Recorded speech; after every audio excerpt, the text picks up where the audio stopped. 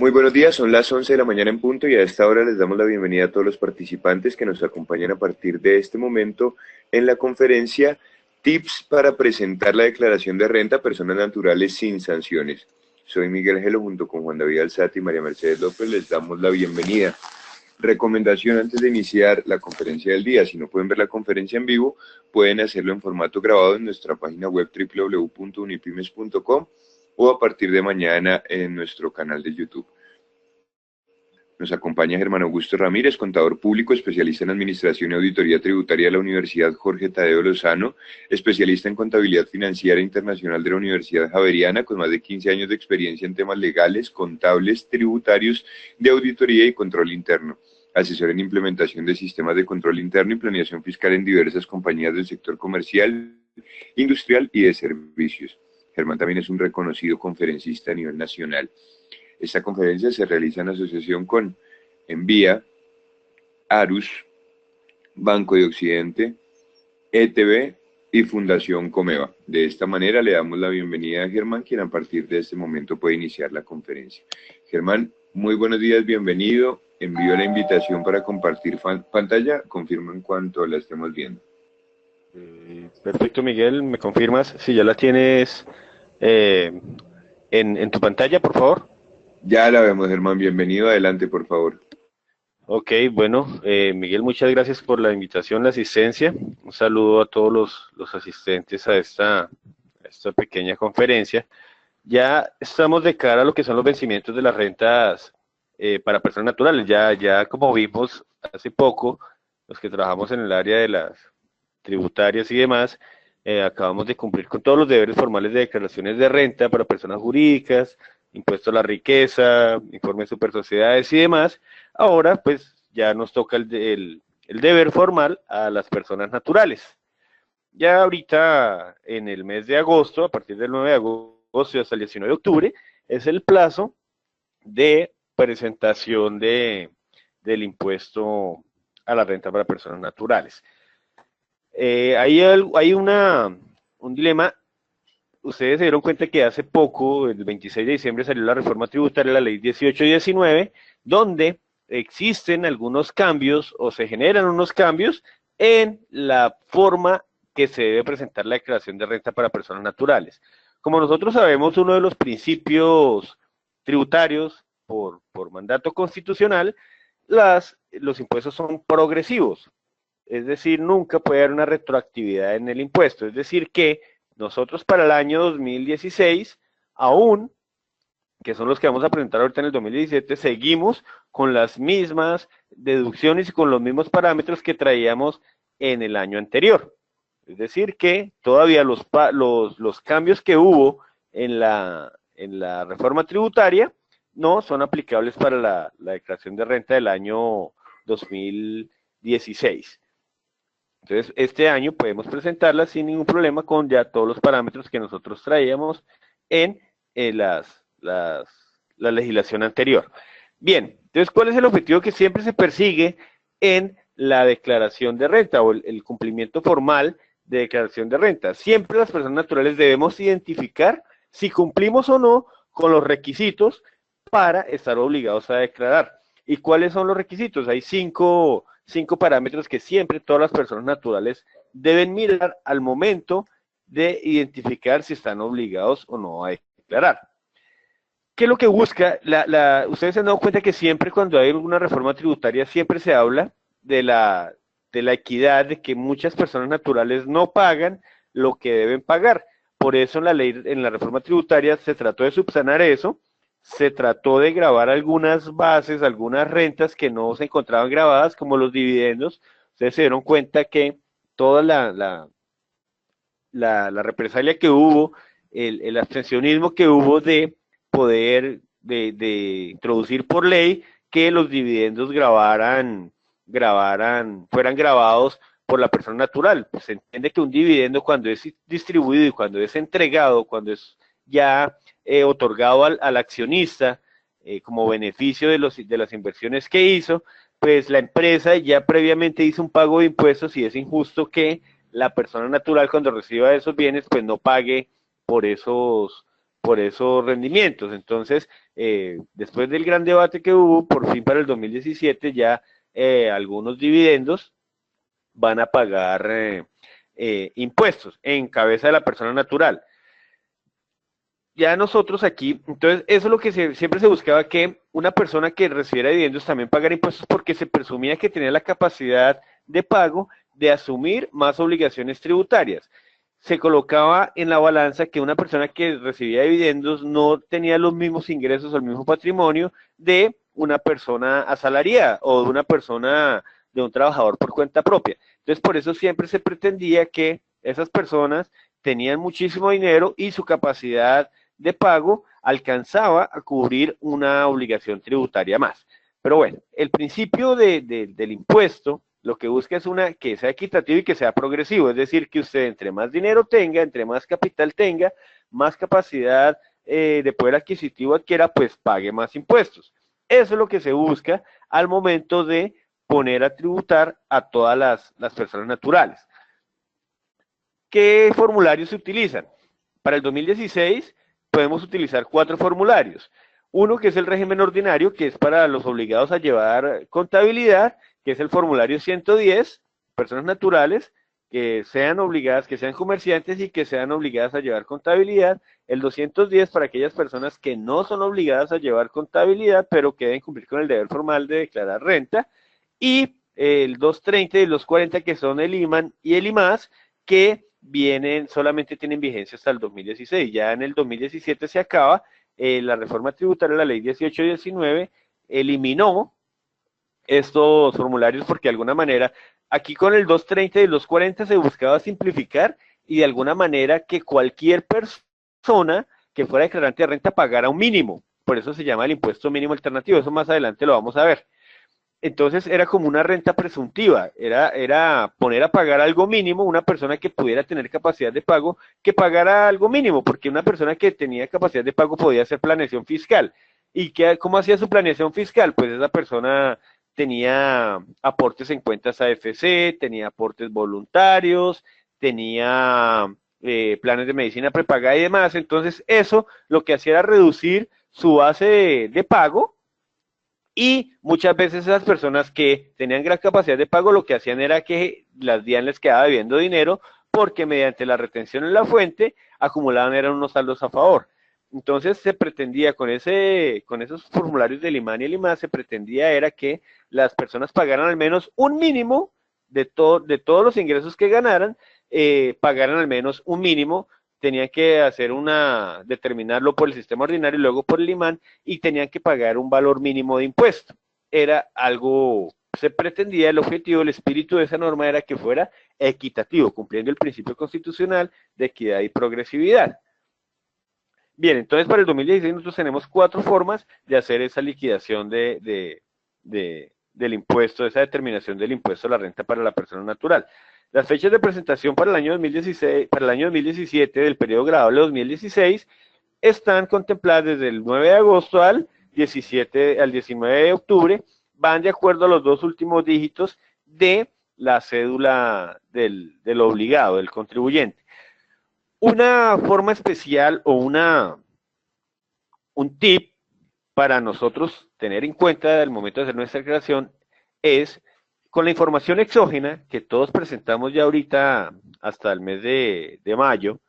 Toda la información exógena ya la DIAN la está transformando, la está trabajando para subirla a la página y que la persona natural tenga la oportunidad de mirar qué es lo que le están reportando los contribuyentes por esos ingresos que ellos obtuvieron.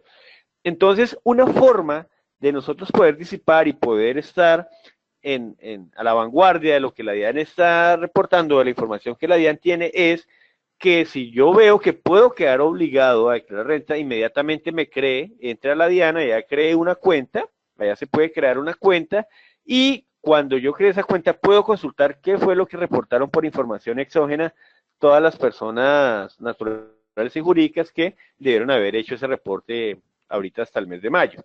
Entonces, antes ya nosotros podemos entrar ahorita y crear, si yo puedo creer que estoy obligado a declarar renta, pues me creo mi cuenta en la página de la DIAN y miro qué información me reportaron los terceros para que sea acorde a la situación económica que yo presento.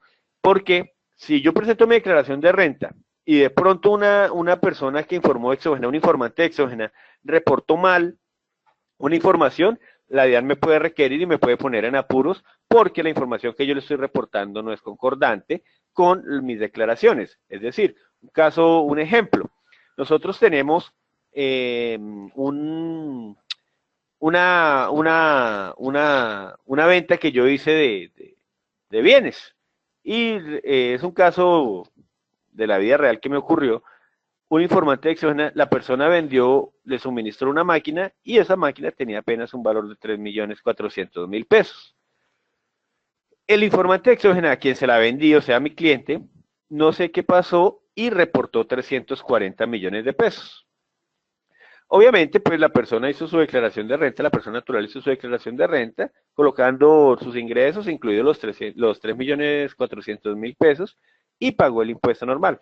Cuando llegó la DIAN a hacerle un requerimiento de que la declaración de renta era inexacta, porque él estaba omitiendo ingresos y demás, que los ingresos los ingresos reportados por personas, por informantes de exógena, da una suma de 400 algo de millones y que él tan solo estaba reportando 62 millones de pesos. Entramos a ver y claro, por no haber consultado previamente la información que existía en la página de la DIAN, pues tocó incurrir en unos gastos administrativos de justificación de los ingresos imputados en la declaración de renta. Entonces, por eso, nosotros aquí ya estamos es para ir adquiriendo esas técnicas de cómo mejorar, cómo menguar, cómo mitigar ese tipo de riesgos y ese tipo de inexactitudes que puedan llegar a ocurrir. Si les llegara a ocurrir una inexactitud de estas, después de que ustedes consulten información reportada en la página de la DIAN y les llegara a resultar estas inconsistencias, ahí la DIAN misma tiene una pestaña, tiene una opción de informar que es una información que no que carece de validez, dado que no es coherente con la información del contribuyente que se tiene aquí. Bien, entonces como hablábamos, nosotros siempre tenemos que mirar si cumplimos los requisitos para cumplir con el deber formal. O sea, declarar no es pagar. Tengan en cuenta eso, porque muchas veces la gente le pregunta a uno que cuánto le toca pagar de la declaración y no tiene que pagar nada, es simplemente un deber formal que debe cumplir. ¿Cuál es la esencia o de dónde se originó este deber formal y por qué bajaron tanto los topes? Más adelante vamos a ver cuáles son los topes. Ustedes recuerdan que antes eran las personas que tuvieron ingresos de más de 110 millones de pesos y demás, como hasta el 2013, 14, 2012, perdón, eran esos topes de 110 millones de pesos. Pues resulta que es que mucha gente prestaba la cédula y la DIAN, las empresas se tomaban un poco de deducciones de personas que jamás habían tenido una actividad económica. Entonces, como el tope era de 110 millones, le reportaban gastos por 100. Y entonces, claro, esa gente pues no declaraba, pero a la DIAN sí le llamó la atención que por qué tantas personas naturales que no tenían una actividad económica iban a tener unos ingresos de 100 millones. Cuando se dieron cuenta era que falsificaban, les compraban los RUT, mandaban a gente que sacara el RUT. Un paréntesis acá, uno de los aspectos, de los requisitos legales para poder tomar deducciones es que esa persona tenga RUT. Entonces, por eso mandaban a cualquier vendedor ambulante y le decían que sacara un RUT, le daban 500.000 pesos y la empresa se tomaba esos gastos, decía que esa persona por la cual había vendido el RUT de 500.000, le reportaban gastos por 100 millones. Como esa persona nunca declaraba, pues no había ningún problema. Entonces, a raíz de eso, fue que se empezaron a bajar los topes y ahorita hay un mundo de contribuyentes enormes, cercano a los 3 millones de personas naturales que son los obligados a reportar, a declarar renta. Antes lo hacían cerca de 800.000 personas, 1.100.000 personas. Bien, entonces, ¿cuáles son los topes o cuáles son los requisitos o los parámetros sobre los cuales yo debo verificar si estoy obligado o no a declarar renta? Entonces, primero, se mira el patrimonio bruto. El patrimonio es el patrimonio bruto. Luego, si no estoy obligado por patrimonio, voy y miro los ingresos obtenidos, los ingresos devengados durante el año. Si miro que por ingresos y por patrimonio no estoy obligado, entonces miro si por tarjetas de crédito hice consumos, hice compras, y ya si no estoy ni por patrimonio ni por ingresos, entonces voy a ver las demás compras y consumos. Y las demás compras y consumos que contemplamos acá, pues compra de activos fijos, puede ser un inmueble, puede ser un vehículo, pueden ser títulos, bueno, lo que sea. Si ya no estoy dentro de los 4 anteriores, ya voy y miro los movimientos bancarios. Entonces, mucha gente cae en la obligación de declarar renta por consignaciones bancarias cuando hacen esos famosos ventas de cartera. Entonces, si yo hago 3 ventas de cartera en el año, ya tuve unos movimientos bancarios suficientes para estar obligado a declarar renta. Entonces, cuando yo hoy miro el requisito de los obligados a declarar renta por patrimonio, ¿qué me toca ver? Me toca mirar es el patrimonio bruto. El patrimonio bruto 31 de diciembre. ¿Y ese patrimonio qué es? Es el valor sin deudas. Es el total de los bienes sin deuda. Eso es lo que quiere decir el patrimonio bruto. Entonces no basta con que usted diga que tiene un inmueble, que su casa vale 120 millones de pesos, no basta con que usted diga que su casa vale 120 millones y usted diga que debe 80. Entonces, usted puede entender que su patrimonio es de 40 millones. No, señor, su patrimonio líquido sí sería de 40, pero su patrimonio bruto sí es de 120 millones. En ese caso, ya nos tocaría mirar cómo si está obligado o no a declarar renta. Entonces, para el 2016 se dice que las personas naturales declaran renta si su patrimonio bruto es igual o superior a 4.500 VT. La VT para el año 2016 estaba en 29.753, por tanto, usted tiene que mirar si su patrimonio bruto o el de su cliente es igual a 133.889.000. Si su inmueble vale 120 millones en el 2016, tranquilo, no se preocupe, no está obligado a cumplir con el deber formal de declarar renta. Pero si supera, si vale 134 millones, ya está obligado a declarar renta. O si vale 133 millones 900 mil pesos, está obligado a declarar renta. No importa que lo deba todo, no importa que lo deba todo. Es simplemente aquí lo que se mira es el patrimonio bruto. Usted puede decir que su inmueble vale 134 millones y que tiene una deuda de 110, tranquilo, no se preocupe que está obligado a declarar renta porque su patrimonio líquido es de 30 millones no más. Pero aquí el requisito del artículo 592 del Estatuto Tributario lo que nos habla es del patrimonio bruto. Bien, digamos que usted no tiene la fortuna de tener un inmueble o de tener un patrimonio bruto de 133.889.000 o un patrimonio de 4.500 VT al 2016. Entonces se van y se miran los ingresos brutos. Así como se mira el patrimonio bruto, aquí también vamos a mirar los ingresos brutos. Es decir, que usted puede ser un empleado que se gana 1.000.000 de pesos. Usted se gana 1.000.000 de pesos mensual. Pero resulta que usted por allá tenía un inmueble a nombre suyo, su mamá le puso un inmueble a nombre suyo y lo vendió. Y ese inmueble costó 90 millones de pesos la venta. La venta es un ingreso. Y aquí hablamos de ingresos brutos. Es decir, en ese caso, esa persona ya debería tener la obligación, ya debería tener el RUT y estaría con la obligación de declarar renta. Entonces los ingresos, aquí por eso hablamos es de todos los ingresos. Si usted fue y se ganó una lotería, se ganó un chance, se ganó un premio seco, qué sé yo, y ese premio le fue por 42 millones de pesos, está obligado a declarar renta, porque hablamos de 41.654.000 pesos. Entonces siempre, así como en el patrimonio se mira el patrimonio bruto, en los ingresos también se mira el patrimonio, el ingreso bruto. No importa, usted vendió un inmueble que le costó 90 millones y lo vendió en 70, perdió 20 millones, no importa, no importa. Aquí lo que habla de esos 70 millones fue el ingreso que usted obtuvo, no importa que haya tenido pérdida, aquí lo que hablamos es del ingreso, lo que usted obtuvo fue un ingreso de 70 millones, sin importar si haya tenido pérdida o no, o sea, ingreso no quiere decir igual a utilidad, tengamos eso en cuenta, y para efectos de poder, de alguna manera, aterrizar mejor el tema, porque si lo digo es porque mucha gente me pasa y mucha gente me pregunta que si no se gana nada, ¿por qué tiene que declarar renta? Es sencillamente por eso. Esas personas que negocian acciones, títulos, valores y demás, ellos han caído hasta en la obligación de cumplir con información exógena, porque las personas naturales hablan de los ingresos de 500 millones, entonces ellos dicen, pero es que yo en una acción me gano, en una venta de acciones me gano 5 millones, 10 millones, pero resulta que en el movimiento ellos compraron y vendieron por más de 500, 600 millones de pesos.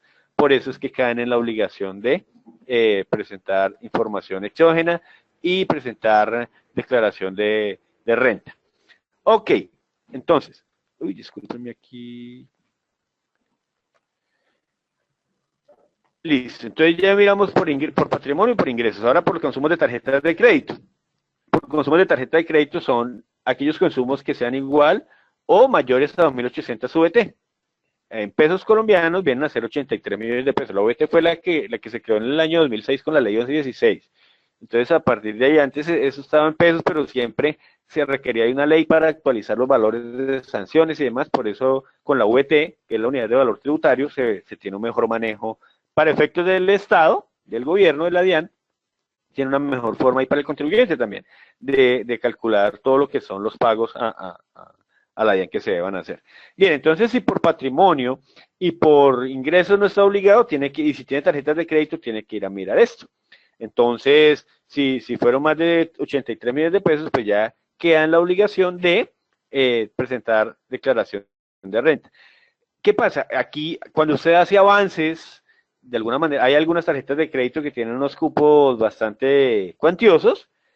Cuando esto ocurre, pues la gente a veces hace los avances, retira, vuelve y paga. Entonces, este cúmulo de movimientos es lo que determina que se quede obligado a declarar renta. Casos puntuales, la gente piensa que porque se ganan 1 millón de pesos o 3 millones de pesos, no alcanzan a cumplir los 40 millones al año, entonces no están obligados a declarar renta, pero tienen tarjetas de crédito y la utilizan, deben hasta la risa, porque eso ocurre muchísimo. Entonces, esas personas, por ese tipo de movimientos, ese estudio de movimientos, si no presenta la declaración de renta, la DIAN muy amablemente le manda una cartica diciéndole que está obligado a declarar y que por favor se ponga al día con las sanciones por extemporaneidad a que haya lugar.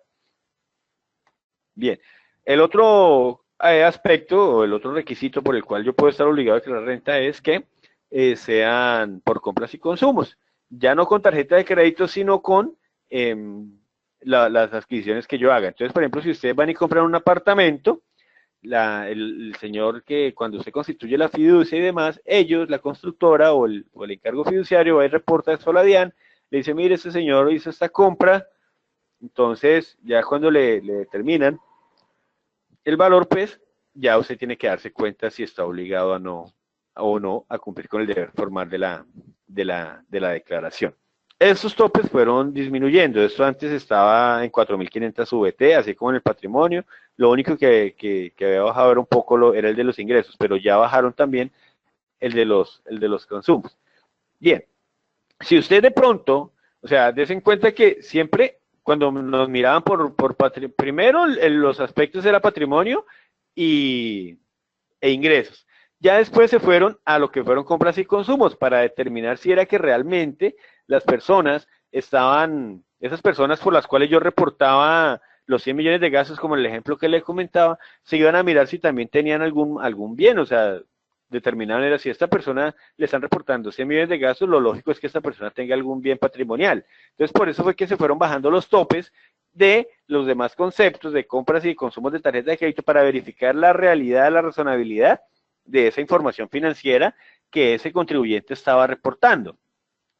Y de aquí se dan cuenta ustedes cómo fueron bajando los topes para poder llegar a mirar si las demás personas si era concordante que los gastos que reportaba el contribuyente fueran acordes a los ingresos que reportaba o al patrimonio que reportaba la persona natural que se estaba reportando allí en información exógena. Entonces, en las consignaciones se va a incluir, así como en las compras de tarjeta de crédito, aquí también se incluyen todos los movimientos y todas las constituciones de CDT, de fondos que usted haga, aquí también se los incluyen. Tener en cuenta que cuando usted presta de pronto la cuenta, que algún familiar suyo diga que no tiene, que si por favor le pueden consignar a su cuenta porque él tiene problemas y no sé qué, tengan en cuenta que los pueden llevar a que tengan la obligación de declarar renta. Digamos que el simple hecho de declarar no pasa nada. Usted declara y puede que no le dé impuesto a pagar si su base, su renta líquida no está dentro de las bases del artículo 241 y demás. Pero si usted no lo hace, cae en una extemporaneidad, es un omiso de declaración de renta y ya cuando presente pues tiene que pagar al menos mínimo 300.000 pesos, que es la sanción mínima. Ok. Actualmente, para el año 2016 existen 3 categorías para las personas naturales, en las que se clasificaron, ustedes recuerdan allá en el año 2012, con la ley 1607, que se crearon todos la legislación cambió, y de una categoría, ya cualquier persona que fuera empleado no era porque estuviera con un contrato laboral, ellos le dieron una característica diferente, lo definieron de alguna manera diferente, y de alguna manera, como existía, por ejemplo, en el caso del Estado, de las entidades del Estado, existían tantas entidades que contrataban por servicios, esa persona le hacían una retención del 10% o del 11% en su efecto. Mientras que un empleado que estaba en la misma condición, en el mismo ingreso, pero que tenía contrato laboral, su retención en la fuente era de un 2% o de un 3%, porque como existían los procedimientos 1 y procedimiento 2, esa persona sí podía cogerse ese beneficio por ser empleado, mientras que los otros no. Entonces, se trató de equiparar eso y se determinó que en esa reforma tributaria que ya no fuéramos tan injustos y que esa persona que recibiera salarios, que estuviera por prestación de servicios, pero que en esencia recibiera un salario, entonces, pues también se les diera el mismo tratamiento. Y por eso era que nosotros ahorita los independientes veíamos que podíamos pasar los pagos de seguridad social y exigir la depuración del pago, así como se le exigían a una persona que tuviera contrato laboral. Entonces, bien, tenemos para el 2016 vamos a presentar declaración de renta por empleados, trabajadores por cuenta propia o los otros. Entonces, ¿quiénes son los empleados? Son empleados aquellas personas que en un 80%, hay que tener muy en cuenta esto, en un 80% los ingresos provengan de una relación laboral o reglamentaria, independiente de su denominación. Entonces, legal es que yo tenga un contrato de trabajo plenamente identificado, con todos los elementos como los pide el Código Sustantivo del Trabajo y demás, o tengo una relación reglamentaria, es decir, que yo cumplo todos los requisitos del contrato, de un contrato laboral, y mis ingresos en un 80% provienen de eso. Si eso se cumplen esas dos condiciones, estoy ubicado en la categoría de empleados. También son empleados las personas que presten servicios de manera personal, ¿sí? Y que ese servicio no esté catalogado en las actividades del artículo 340, que ya lo vamos a ver más adelante, también puede pertenecer a la categoría de empleados. Entonces, ¿qué? Son tres requisitos. Uno, que tenga una vinculación legal o reglamentaria, o dos, que la prestación del servicio se haga de manera personal, o que esos servicios o ese desarrollo de la actividad económica sea por cuenta y riesgo de la persona natural que está entregando el servicio, ¿sí? Y que él no necesita que llevar maquinaria o herramientas para hacer el trabajo. De eso se lo suministra el contratante en este caso, ¿sí? Y tener en cuenta que no sea ninguna actividad de las contempladas en el artículo 340 del Estatuto Tributario. También dice que los trabajadores que presten servicios mediante el ejercicio de profesiones liberales, es decir, aquellas personas que tienen una profesión que avalada por una institución educativa, avalada por el Ministerio de Educación Nacional, que tengan ese permiso, es una profesión, ese es el ejercicio de una profesión liberal. Esa persona que desarrolla el ejercicio de profesión liberal también entra en la categoría de empleados siempre y cuando sus ingresos provengan en un 80% de ese desarrollo, de esa obtención de honorarios. Es decir, un abogado que asesora a una empresa, y tiene un devengo, unos honorarios pactados de 2 millones de pesos mensuales, esa persona pertenece a la categoría de empleados. Hago una acotación aquí. Cuando nosotros hablamos de los obligados a a declarar renta, nosotros hablamos, aquí siempre miramos nuestros 5 parámetros, y esa persona natural, si no cumple ninguno de estos parámetros, ni está obligada por patrimonio, ni está obligada por ingresos, ni está obligada por consumos de tarjetas de crédito, ni está obligada por compras y consumos, ni está obligada por consignaciones bancarias, pero esa persona natural es régimen común, tiene que declarar renta sin importar estos 5 aspectos. ¿Sí? Pues ya que les traía el caso del abogado, si un abogado es régimen común, devenga 30 millones al año, pero por cosas de la vida en periodos anteriores cumplió unos topes y le tocó volverse régimen común, esta persona responsable del régimen común omite cualquier tipo de estos parámetros y queda de una vez automáticamente queda obligado a declarar renta simplemente por el hecho de ser persona natural régimen común. Simplemente por ser del régimen común. Bien, continuamos. Ok, entonces esos son los empleados tienen unas deducciones ya establecidas por ley, donde de alguna manera los beneficia en su declaración de renta. Se pretende que el año 2019 esas deducciones disminuyen con la reforma tributaria que rige a partir del año 2017 y que se presenta para el caso de personas naturales en agosto del 2018. Bien, entonces nosotros hablábamos de los empleados y los trabajadores por cuenta propia. Entonces los trabajadores por cuenta propia nosotros los encontramos allá. Esas actividades las encontramos plenamente identificadas en el artículo 340 del Estatuto Tributario. ¿Sí? Y también, ¿quiénes pertenecen a esa categoría de trabajadores por cuenta propia?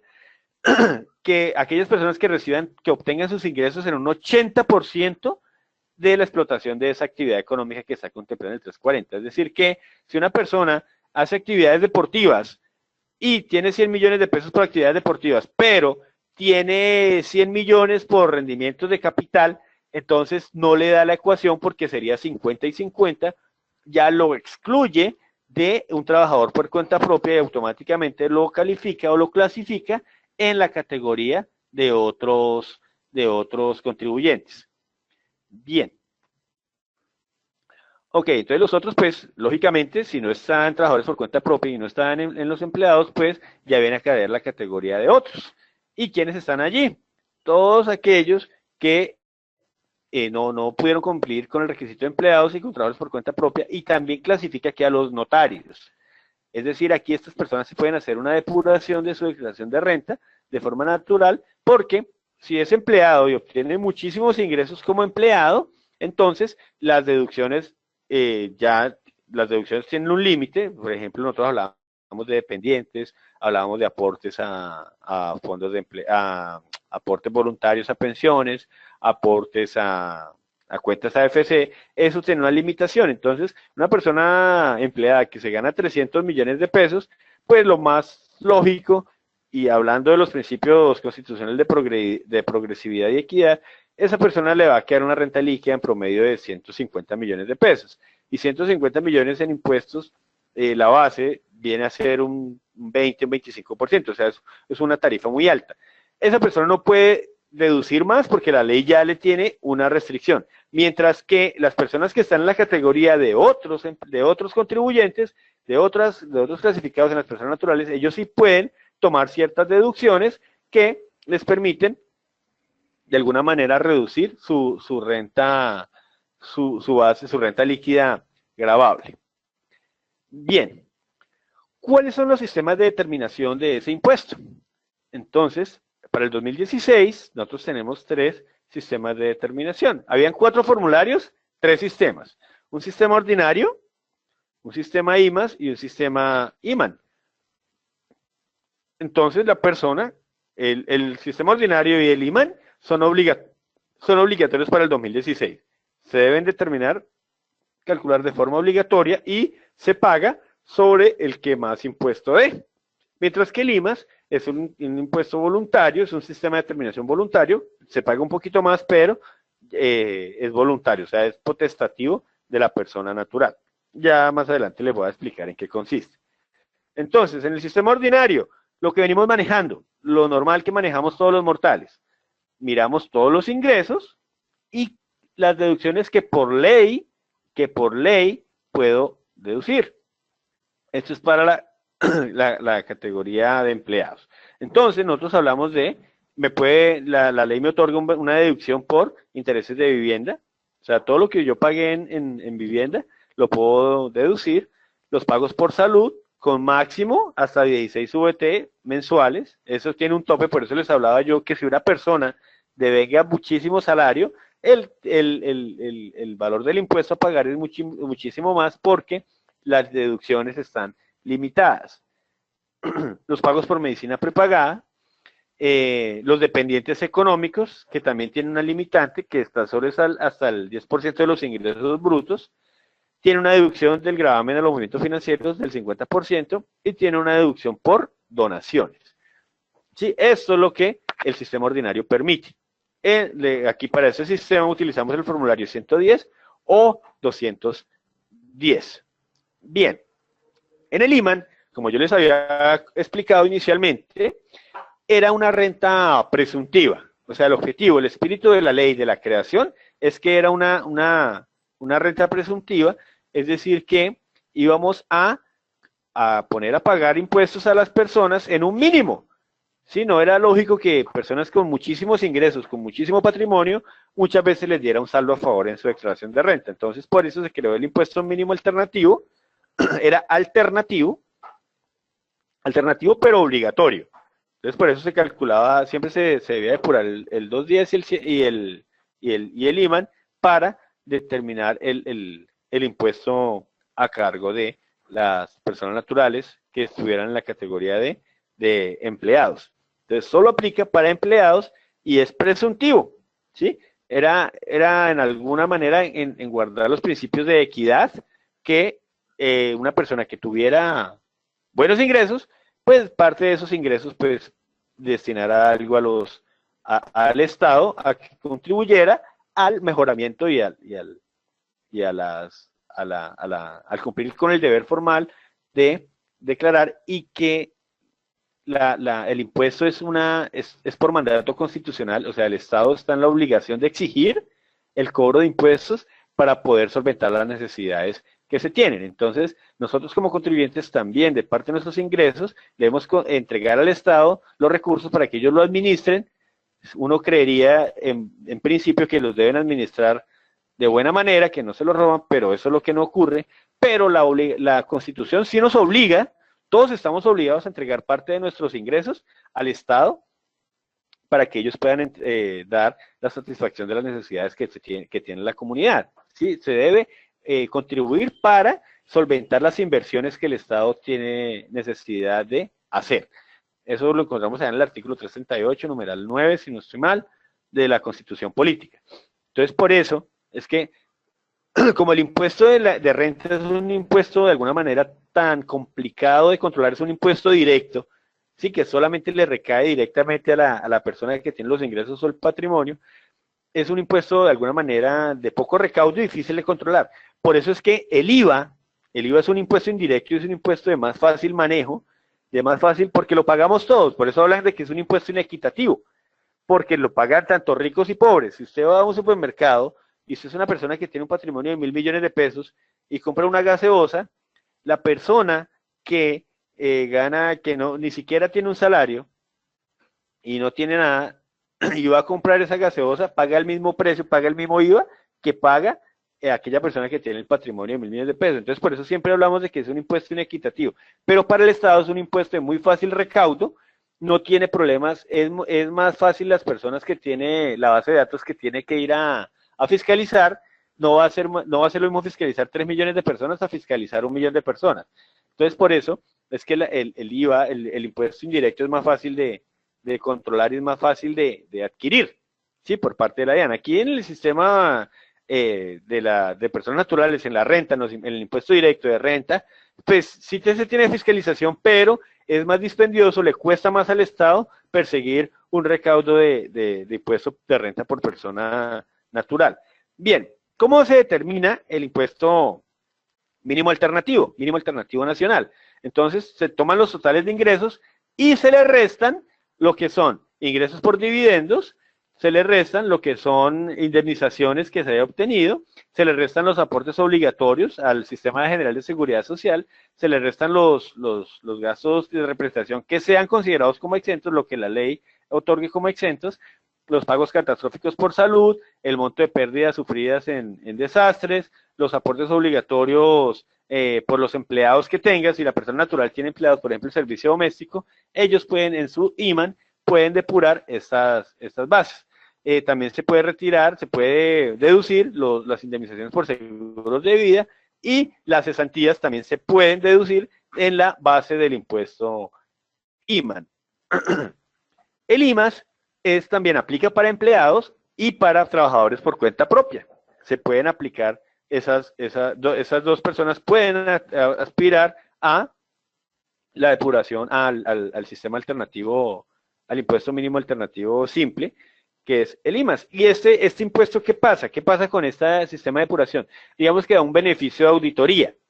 Es decir, que las declaraciones de renta hasta el 2016 tienen un beneficio, tienen una firmeza de 2 años. Es decir, hasta 2 años puede la DIAN revisarle, tiene plazo la DIAN para revisarle su declaración y requerirlo por durante esos 2 años, es decir, la declaración de renta que usted presentó en el 2015, periodo grabable 2014, hasta agosto del 2017, la DIAN tiene el plazo para abrirle expediente y revisarle su declaración. Son 2 años los que tiene la DIAN para revisarle. Es decir, usted presenta ahorita su declaración, la DIAN tranquilo que la DIAN no le va a revisar lo que usted está presentando ahorita. La DIAN ahorita lo que le está revisando fue lo que usted presentó en el año 2015, es decir, su declaración de renta del 2015 y su declaración de renta del su declaración de renta del 2014 y su declaración de renta del 2015. Sí, porque son 2 años contados a partir de la fecha en que usted presente. Ya para el año grabable 2017 ya son 3 años. Ya son 3 años. La DIAN pidió ese plazo porque pues 2 años a veces se quedaba corto. Antes eran 5 años, se logró reducir a 5 porque imagínese usted 5 años con ese padecimiento de que le revisen. 5 años es mucho tiempo para que la DIAN le revise, entonces se logró reducir a 2, ahora se volvió a ampliar a 3. Bien, entonces el otro sistema de determinación que se lo puede hacer es el de el IMAS, es un impuesto voluntario. Esto lo determina el contribuyente si quiere. Esto no es obligatorio. Obligatorios son el IMAN y el ordinario, pero el IMAS no es obligatorio, es voluntario. Bien, ¿cuáles son las condiciones para que se pueda aplicar el IMAS? Entonces, una persona natural que esté en la categoría de empleados es que tenga ingresos brutos inferiores a 2.800 VT y que tenga un patrimonio líquido inferior a 2.800 VT. Eso solamente lo pueden aplicar las personas que estén en la categoría de empleados si cumplen esas 2 condiciones. Es decir que si usted tiene ingresos por 90 millones de pesos, ya no puede utilizar el sistema IMAS. Es voluntario, pero si ya tiene ese valor de ingresos, si superaron los 2.800 VT, no lo va a lograr, no puede utilizar el sistema IMAS, le toca irse por el sistema ordinario y por el sistema IMAN. ¿Cuál es el beneficio del IMAS? Es que la declaración queda en firme a los 6 meses. Va a pagar un poquito más, pero tiene el beneficio de que en 6 meses ya le queda en firme. Los trabajadores por cuenta propia que utilicen este sistema de determinación, pues lo van a ver si lo pueden utilizar si ellos tienen unos ingresos brutos superiores a 1.400 VT y que estén en el rango entre 1.400 y 27.000 VT los ingresos para los trabajadores por cuenta propia. También tiene unas deducciones, al igual que el de empleados, el IMAS para trabajadores por cuenta propia también tienen unas deducciones por unos dividendos y participaciones, unas indemnizaciones o sea, a los ingresos que recibimos, esa persona si optó por declarar por el sistema IMAS le puede deducir todos estos conceptos, dividendos, le puede deducir indemnizaciones, le puede decir aportes obligatorios a salud, le puede deducir pagos catastróficos y demás. Así como las mismas deducciones que tenemos en el IMAN, las tenemos en el IMAS. Bien, eso es lo que venía hasta el año 2016 y es lo que vamos a presentar ahorita en la declaración de renta del año 2016 que presentamos ahorita en el 2017. Ya los cambios que trajo la reforma tributaria, la ley 1819 del 26 de diciembre del 2016, aplica para el año 2017 que se presenta en el año 2018 en los meses de agosto a octubre, igual como lo estamos haciendo ahorita para el año 2016. ¿Y aquí qué cambió? Aquí ya hubo un cambio muy estructural, un cambio de todo. Ya se eliminó la categoría de empleados, eso se cambió, y ahora crearon unas rentas cedulares. Y crearon unas rentas cedulares clasificadas en 5 aspectos, en cinco títulos quedaron estas rentas, se crearon 5 rentas. Entonces, unas son las rentas de trabajo, otras son las rentas pensionales, otras son las rentas no laborales, otras son las rentas de capital y otras son las rentas, dividendos y participaciones. Entonces, ¿en qué consiste esto?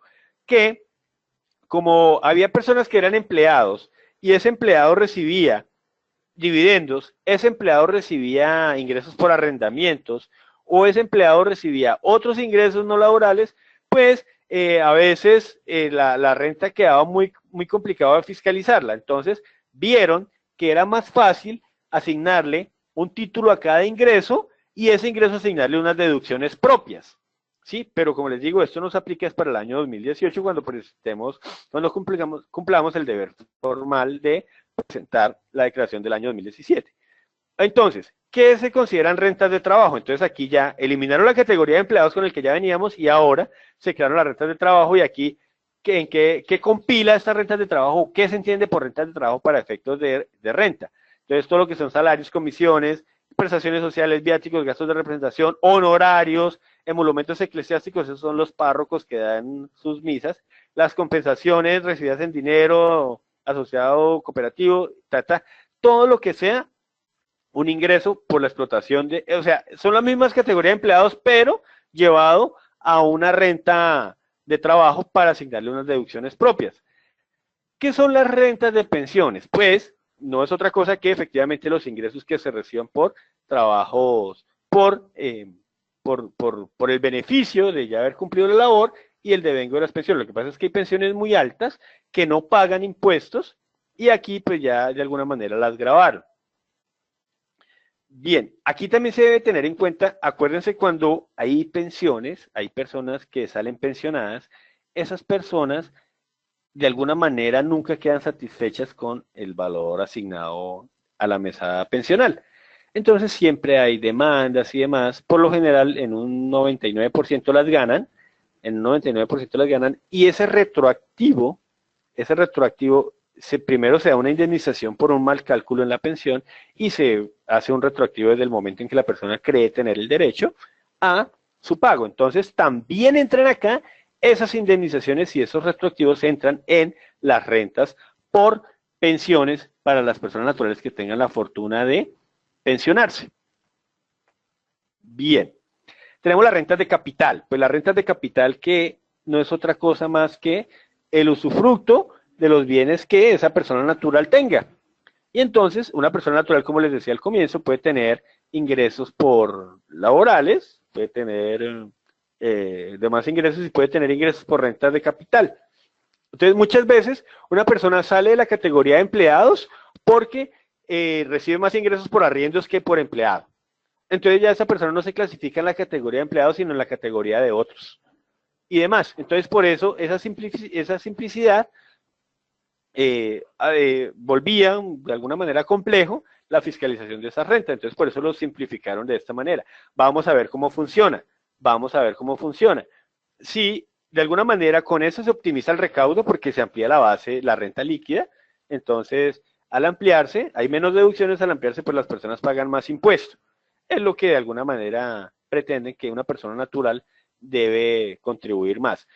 Siempre se ha tenido ese estigma que las personas naturales no pagan lo que les toca y que la carga tributaria siempre le queda a las empresas.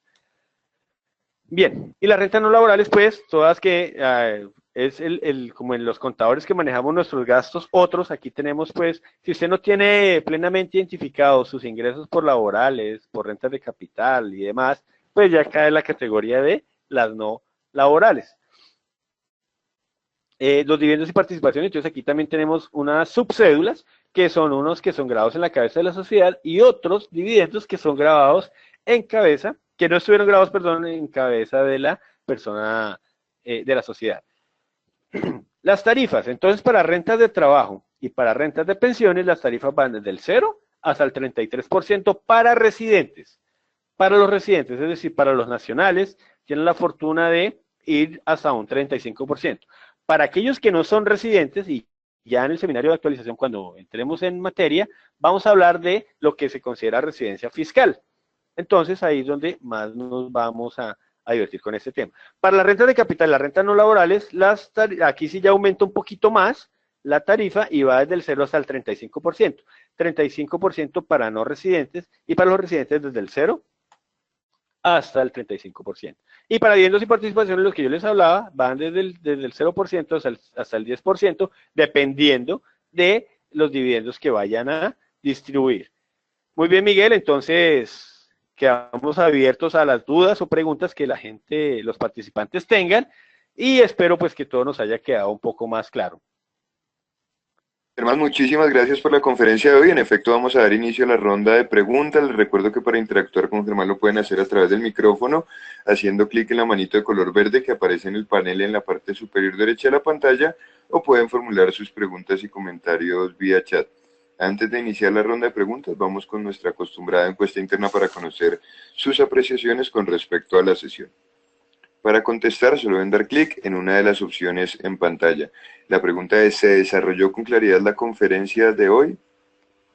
¿Se desarrolló con claridad la conferencia de hoy? Para contestar, solo deben dar clic en una de las opciones en pantalla.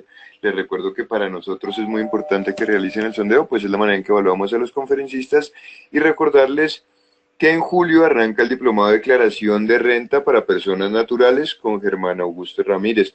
Mañana también tenemos diplomado práctico de auditoría internacional, cómo ser auditor internacional. Están invitados, la primera semana es libre. Hoy les llegará un correo para que conozcan un poco más del tutorial que inicia mañana. Entonces, cerramos el sondeo.